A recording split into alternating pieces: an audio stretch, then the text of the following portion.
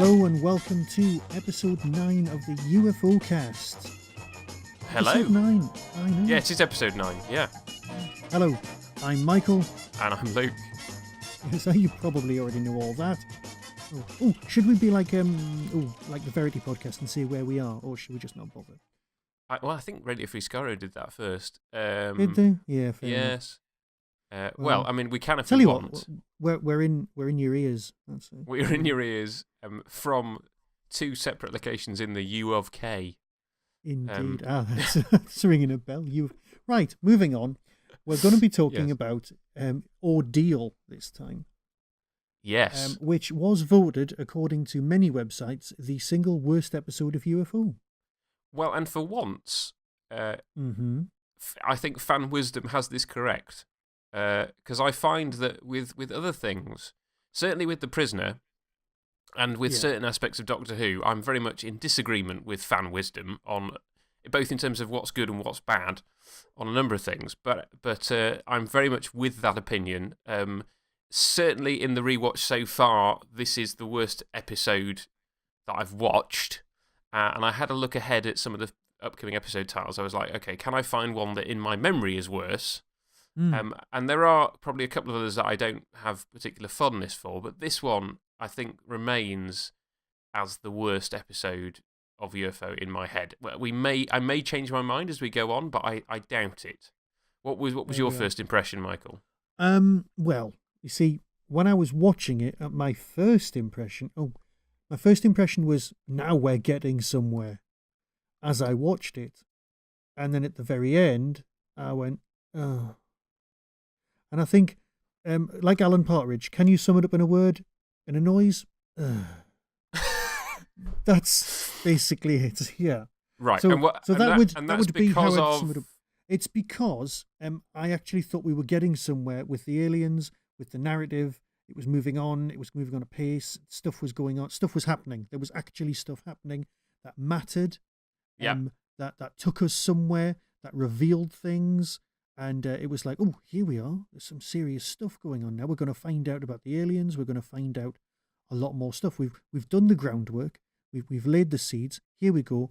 Up the next level with the narrative. Oh, no. And then there's the twist. So shall I read the synopsis out?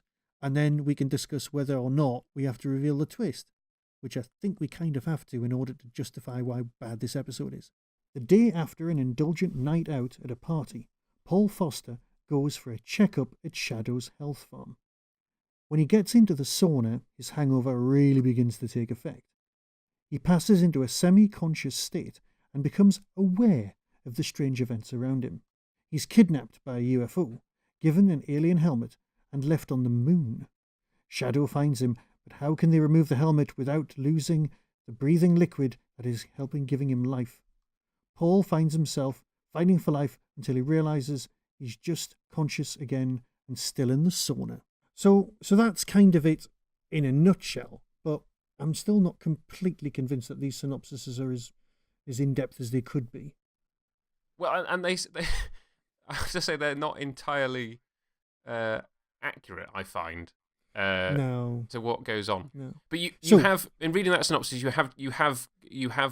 I've given the game away. Yeah. Well, we're all with these. We always say go watch the episode first. Yes. And I suspect most people who are listening to this have watched these before.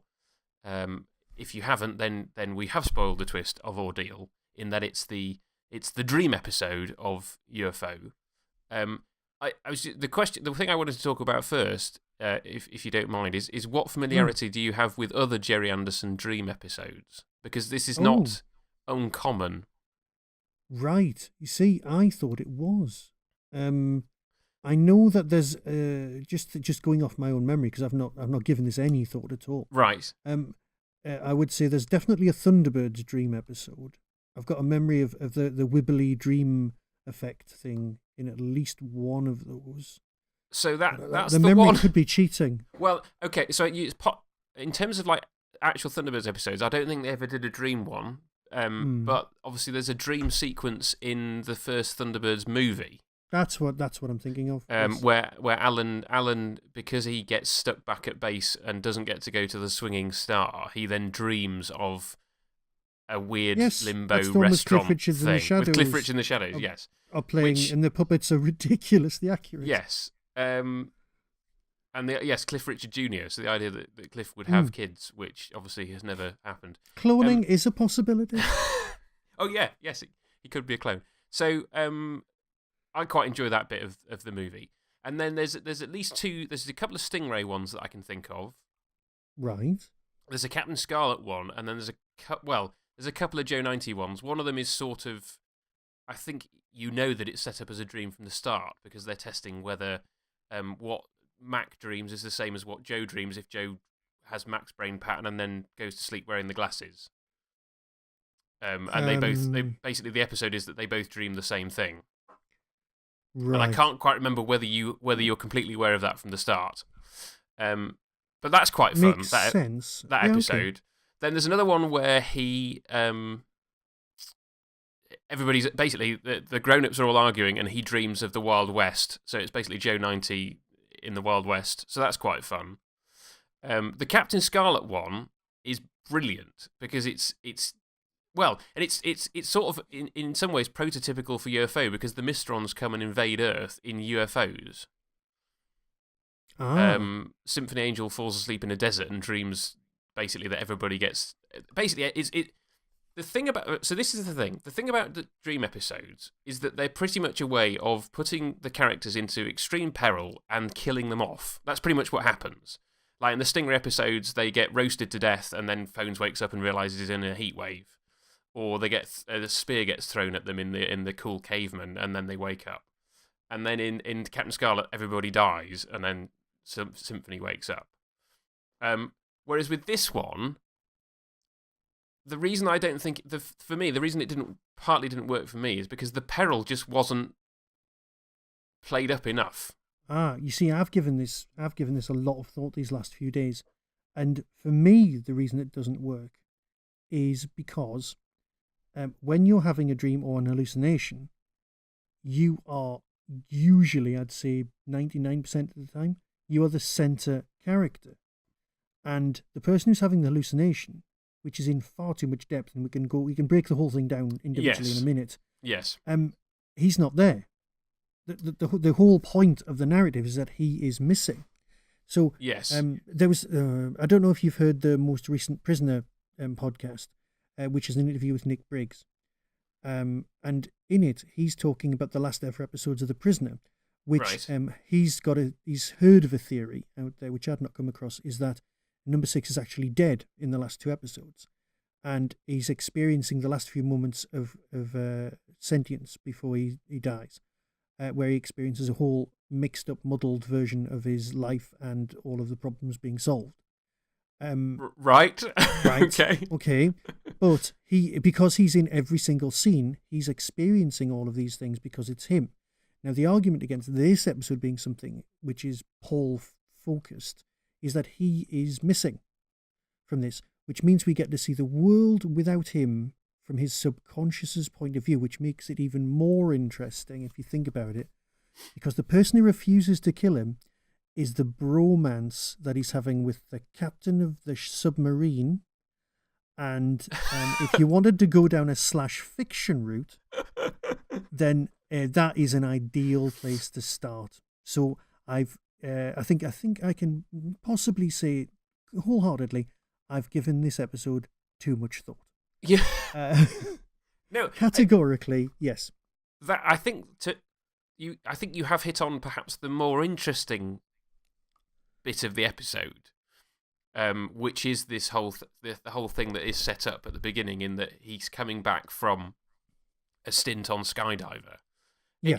He's basically like Alan Tracy in Thunderbirds, where you only ever see John relieving Alan, and so Alan is always on Earth, and you only ever see episodes of Thunderbirds pretty much, with the odd exception where John is the one who's on the space station. Yeah. But the implication it's is the that same with Thunderbirds Are Go. Yes, and the implication with this is that Foster's just spent a bunch of time on Skydiver, but we don't get to see his time on Skydiver doing whatever he does. We get to see here's the end of his run, and we have the implication that he's obviously formed some bond with these people such that when they have to try and shoot down the UFO that he's on, they're like, oh, we can't do it. Yeah, because that is how the military works. Dilemma. Yeah. Yes. Yeah. Mm. Even Strike at one point says, oh, if I find out somebody's been disobeying orders, it was like, well, clearly they were. Yes. Well, this is interesting because we've had an email. You haven't seen this, and we need to do a better feedback episode. We had an email from somebody, basically saying that we were too hard on Straker in the Dalatek affair. You know, when we kind of talked about him being a bit of a git and throwing his weight around. Just wait until the next episode in my notes. But moving on. Well, yes, and so the implication, the thrust of what this email was saying was that no, Straker is acting as a military person would.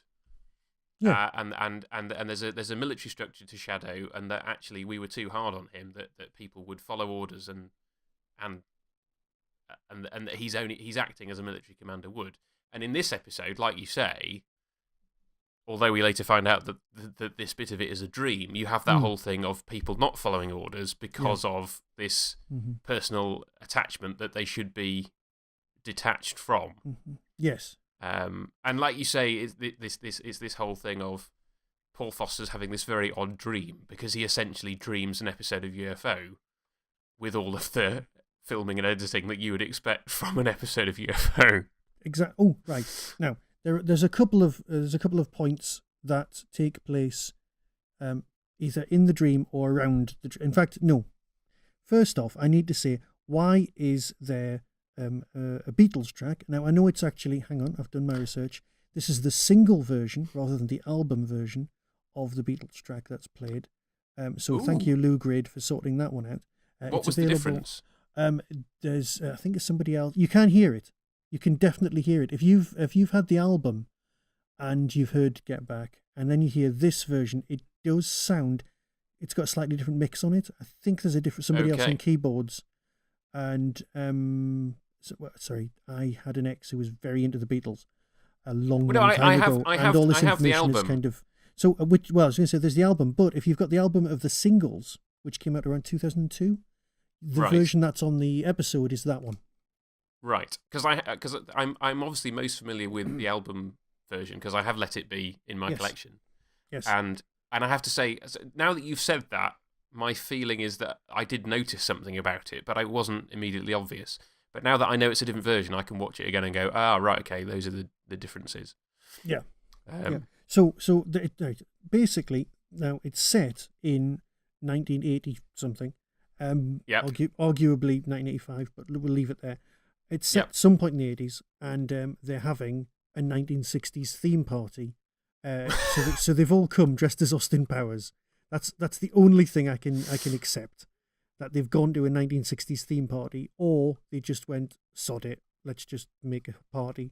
Because apparently, if you look closely, you can see Sylvia Anderson's dancing, but I couldn't see her. Oh, I have to say I didn't spot it. I mean, so this is the thing. There's nothing quite dates like musical references. Indeed. And we all know that in the Jerry Anderson universe, and there's an episode later in the series where this is true. Everybody listens to Barry Gray music on the car radio. That is kind of an established thing. I mean, because Barry Gray wrote the music for pretty much all of Jerry Anderson's shows. Yes. And so in Thunderbirds and Captain Scarlet, whatever. In fact, I think it's a piece of in the Square Triangle, which is a few episodes down the road. They're listening to the radio, and I think it's a piece of incidental music from Captain Scarlet. I might be wrong about that. We'll check when we get to it. But yeah, and so to actually have a contemporary in terms of the making of this episode rather than the fictional period, as you said, to have a contemporary track just brings you out of that. We're like, well, this is clearly a late 60s, early 70s thing because it has that music. And then no matter what they've done with the fashions, it doesn't look anything like a party from the 1980s. Not at all. And can I just let's address. We need a term for the elephant in the rooms. the blatantly sexist elephant in the room. We can't call it the something for the dads to watch as they used to do with Doctor Who. Oh, I always hated that phrase. No, it's the title sequence of UFO. The U, the F, the O appear over a still of a woman gyrating. Now, did you used to watch Hawaii 5-0? No, right. I can't say that I did. Well, at the very, you're aware of the music, that one. Yeah, you're aware of the theme tune, right? Very aware of the theme tune. Right? Yes. You might want to check it out on YouTube. But there was a still of a woman gyrating, just a belly dancer. And it used to terrify me because I didn't know what it was. It was just a very fast-moving shape against a red filter, against the titles, and it used to stop.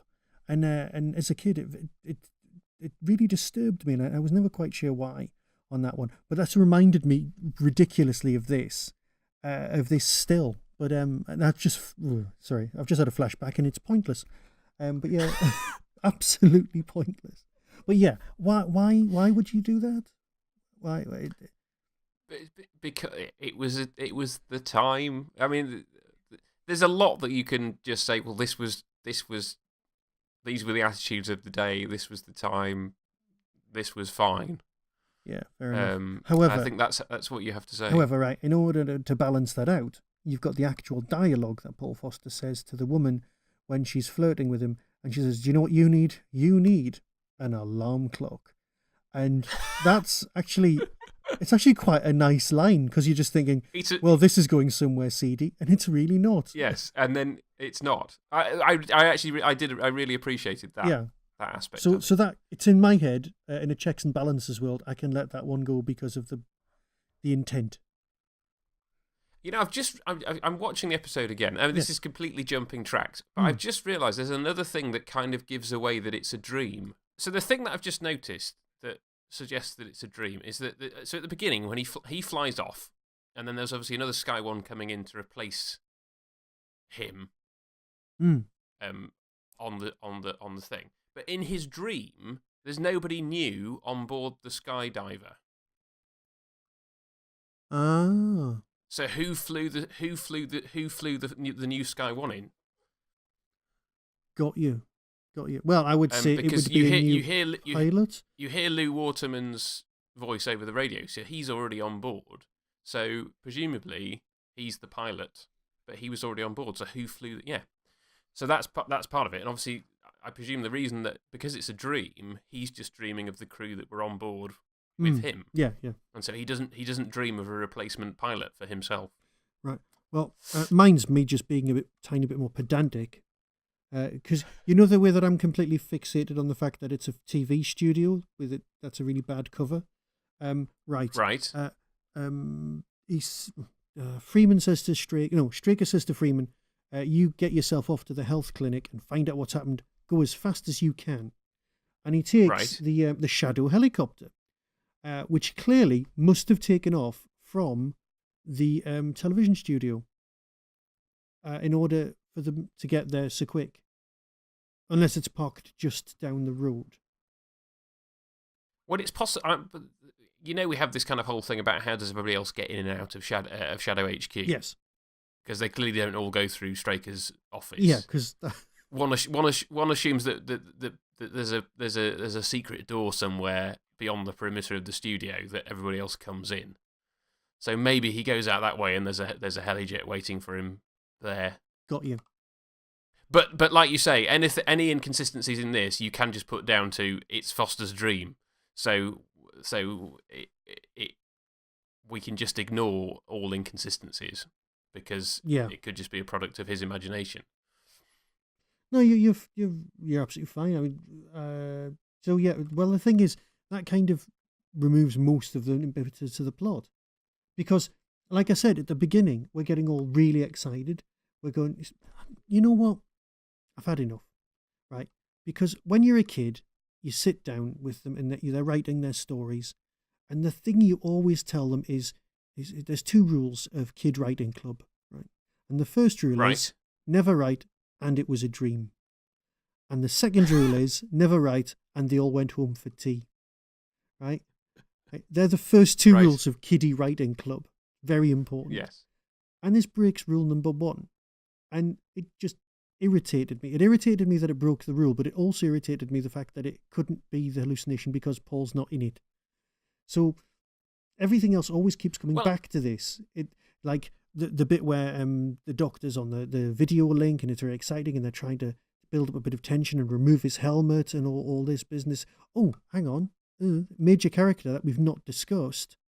Seedy Fat Man, who's there, who's clearly seen as some sort of it just implies that he's some sort of he's the person you'd get Peter Kay to hire these days to play, and he'd be you'd go, oh, something's going on with him. He obviously knows too much. Must work for Shadow. Not seen him before. What's going on there?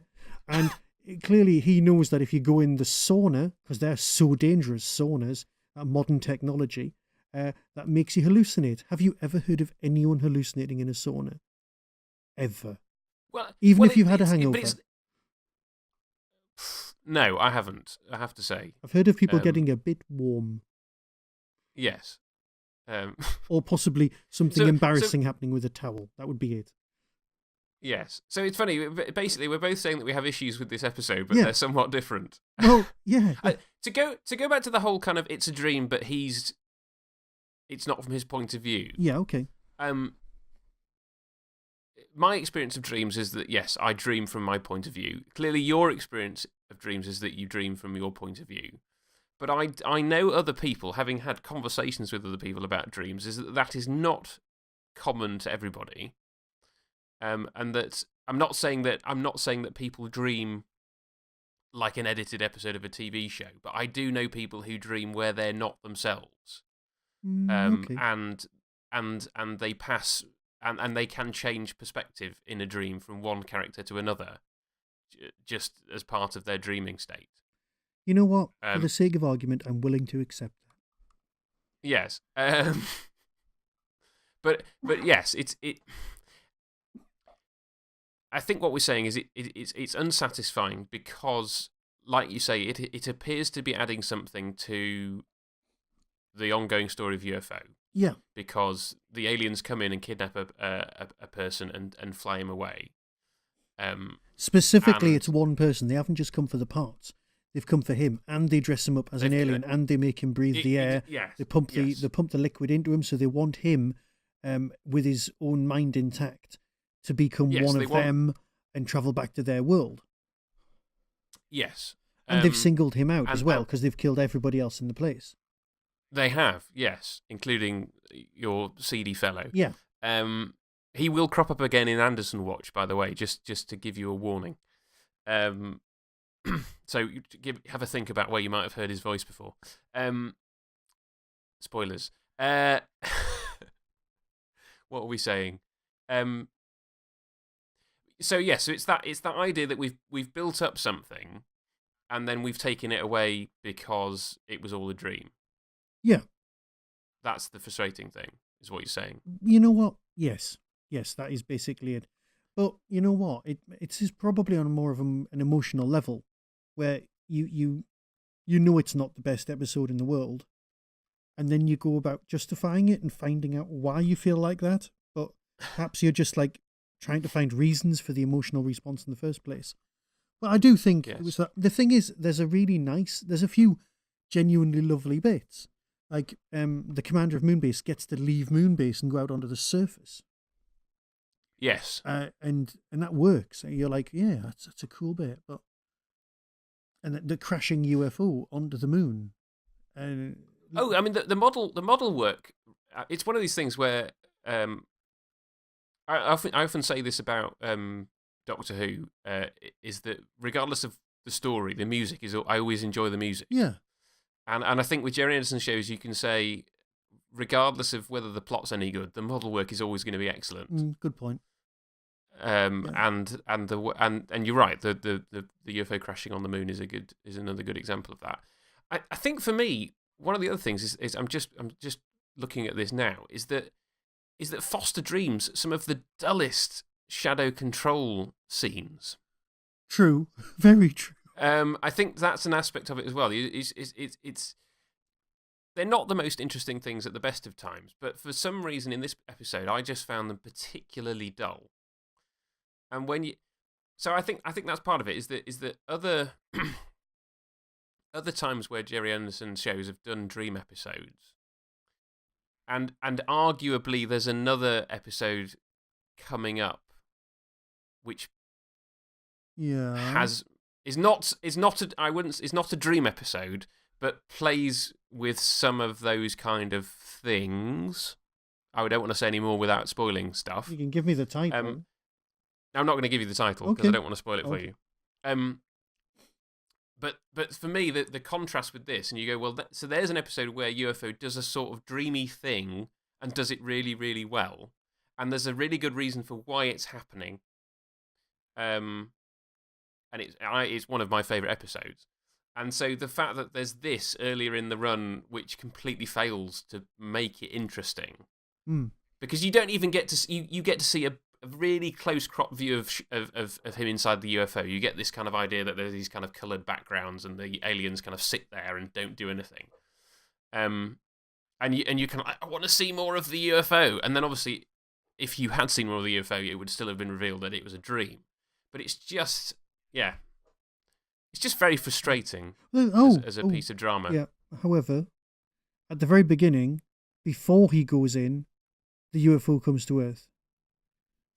So that's the other really frustrating thing about the episode. So there's a whole storyline. There's a UFO incident happening, which we never find out about. And we never find out what that was. Because, the UFO was coming to Earth already before he went in the box. Yes. So what happened then? And so what happened to it? Well, I mean, the fact that at the end of the episode, everything's okay, presumably means that they shot it down. But we don't. That's the kind of loose end of this episode. You're like, because they have to play it the way that they play it to make you think that it's all real. And they have to set up. Oh, there's a UFO coming, and they set that up before he goes into the dream. Yeah. And so you're then like, oh right, that's this is all real. He can't be dreaming this. The story just kind of, I get it. I get what it was trying to do. I really do, and I get why it's constructed. It just leaves you feeling shortchanged at the end, and I think that is kind of the problem in itself. Yeah. There's nothing else to say beyond that because you can buy into all of the plot that's happening, the aliens, the backgrounds and what's going on and the tension being built. But in the end, the guy's basically got a hangover, has a bit of a hallucination, wakes up, and then some people in the sauna wake him up and he goes, oh, fair enough. And then, this is the weird bit, right? He goes back in the sauna and starts singing. At the very, very end. Right. Now, if you've had a pretty bad experience like that, or a bit of a nightmare or something, you don't go back in, do you? Well, I think the implication is that that's the next day when he's had a chance to properly sober up and hydrate, and he's had a workout, and he's like, right, I can cope with the sauna this time. Right. And then I think I assume it was just the fact that they knew that he had a reasonably good singing voice. But it's still a very odd way to finish the episode. It is. I don't understand the singing. I don't understand any of that. It just felt like it was going to go somewhere, and it was about to reveal that really the aliens were or something, and then it just finishes like no. We've reached our allotted time. Thanks very much. Bye-bye. So I just have to pause here because. Yes.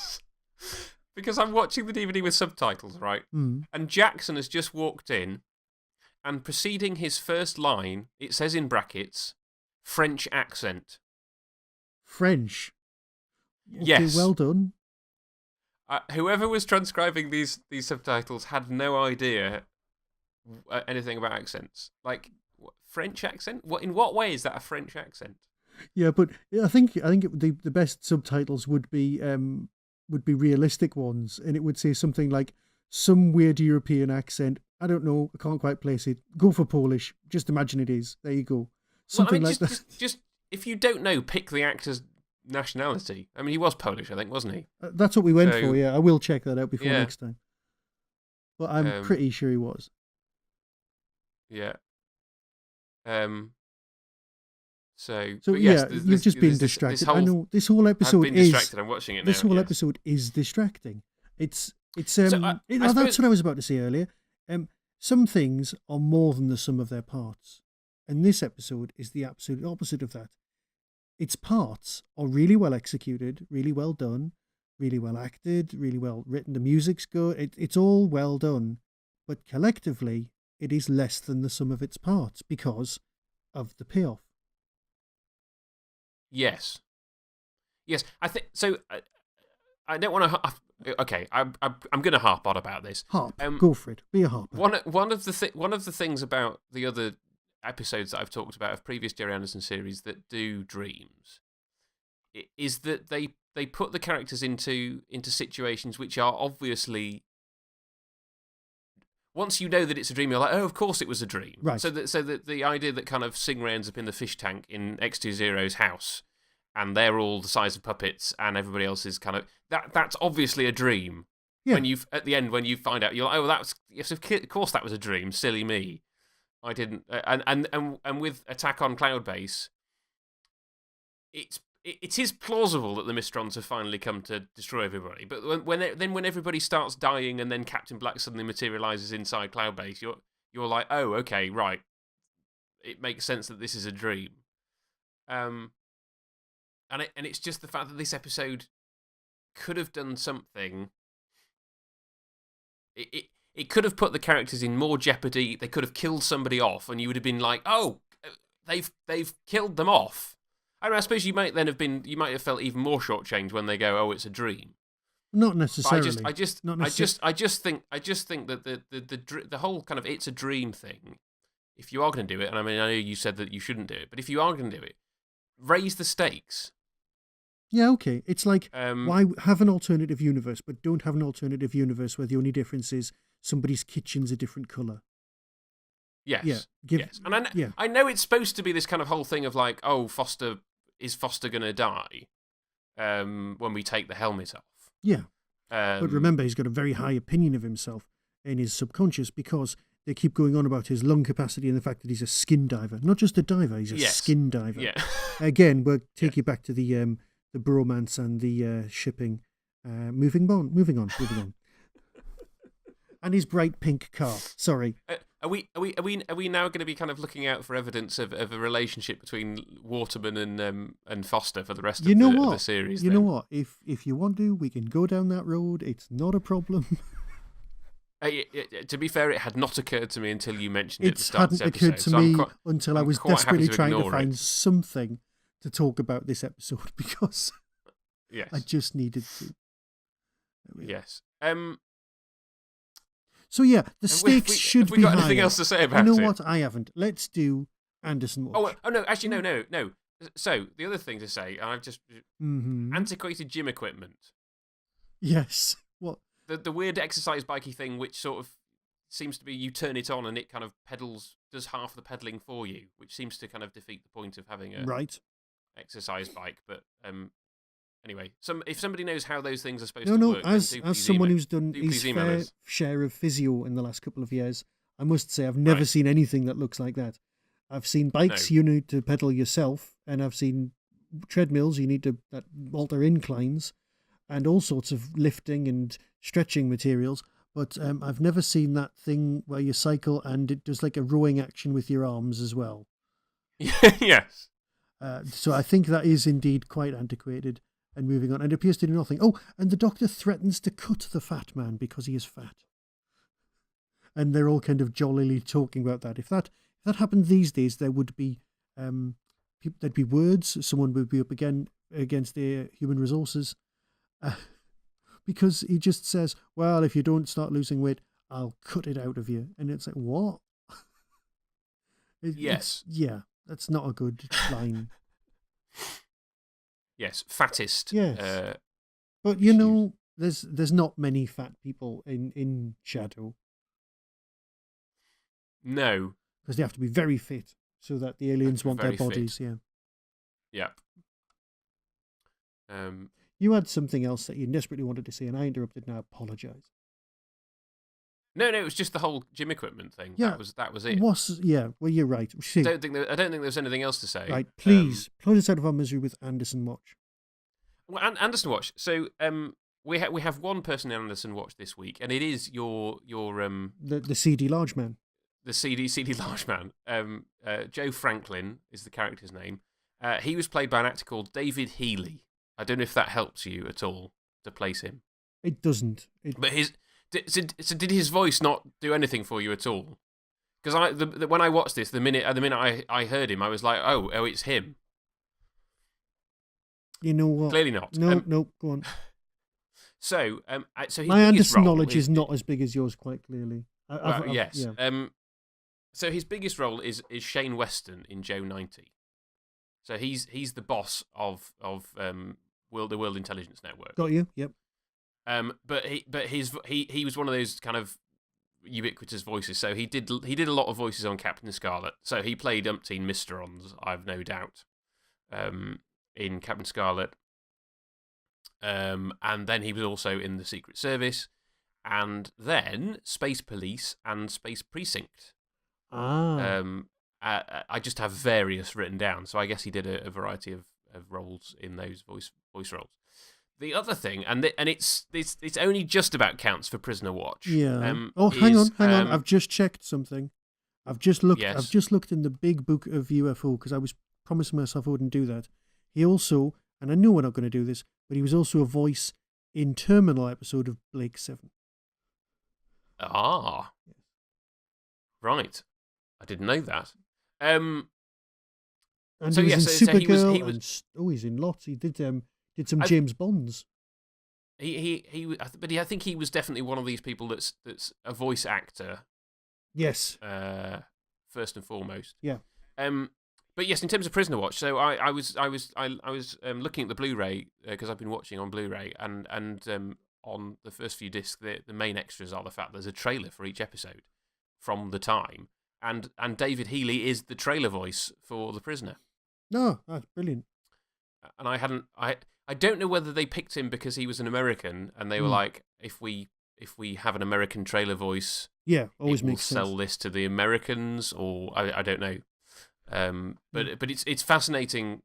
I always find trailers from the past to be really interesting, both from kind of film and TV, because the way that things were advertised is just totally different.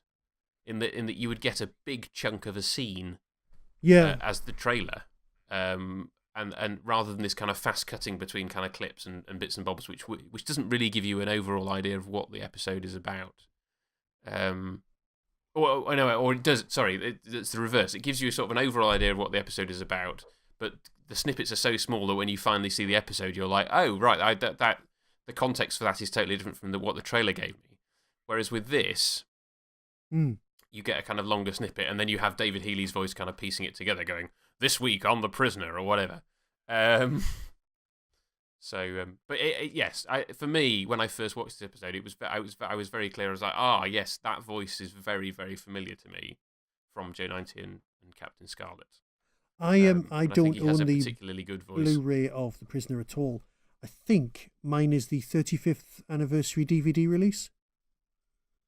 There've been so many releases of The Prisoner. It's the ridiculous. One with the 6 discs, and it's a white box. Yes, that was the DVD set that I had. Yeah, and I now have the Blu-ray. Which probably looks. This is the thing. Yes. We've talked about this so fast that I'm still watching the episode. We've had that little to say about it, and he's now doing his Beautiful Dreamer singing at the end of the. Yeah, I know. Episode. I know exactly where you're up to because it just finished for me, so I've put it on again. Because I was a couple of minutes ahead of you. Yes. So that was Anderson Watch. That's it. There are no Doctor Who or Prisoner actors in this one. I think you'll find there is. Really? Have I missed somebody? You've missed someone, and hang on, I'm heading over to the book now. Right. Hang on. I've messed up. It would seem. Right. It's Tucker. It's Burrell. Burnell Tucker. Right. He's the shadow officer, and he's in shed loads of stuff, like Flash Gordon and Star Wars and Superman. But he's also in. He's the one in Space Precinct, and he's also in Angels Take Manhattan. Oh, IMDb let me down. There we are. So that is the glorious new UFO book, which I'll be using afterwards. Because I am trying to do this without cheating. Because where's the fun if you cheat? Where's the fun if you cheat? I'm having to look. I'm looking this up on IMDb again now, to see if they've missed something out. Anyway, that's what the book says. Whether it's true or not, we'll. Yeah, no. Well, no. Let's look it up. So, what did you say the character was called? Oh, hang on. Right, I'm trying to speed read, and as you're aware, my reading ability is marvelous. This is the first of his 3 UFO performances. Burnell Tucker is the shadow officer seen using the vibromassage machine in the closing scene. Oh, him. Later named as Albatross Pilot Turner in Subsmash. Right. So he's only in it for a few seconds. Yeah, he is, but he actually has a line though. Yes, he has. And he's not listed on the IMDb page for this episode. Because he's in 2001, he's in You Only Live Twice, Rollerball, Empire Strikes Back, Life Force, and then he's in The Champions, Martian Chronicles, and Space Precinct. And he's in Doctor Who, The Angels Take Manhattan, it says. Right. Well, I'm just watching the credits of the actual episode to see if he appears on the credits of the actual episode. No, he's not. It's listed here as uncredited cast. Uncredited? Which is, I mean, it's odd because speaking roles, I mean, yeah, you understand extras not being credited, but speaking roles not being credited. Yes.